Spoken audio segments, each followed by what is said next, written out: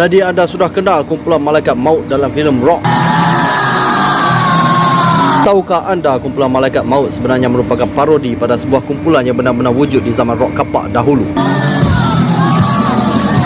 Kumpulan itu adalah Rator.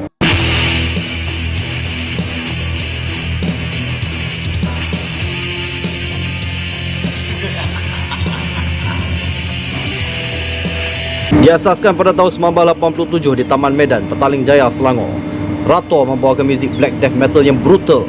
Mereka banyak dengan sengaja yang memasuki pertandingan-pertandingan rock sekitar Lembah Kelang sekitar tahun 1988 ke 1989. Dengan imej mereka yang jahat dan kejam, sentiasa diiringi dengan batalion pengikut-pengikutnya, merosakkan suasana pertandingan rock serta expo dengan muzik mereka yang brutal. Rator cukup digeruni ramai pemuzik-pemuzik era rock kapak dahulu.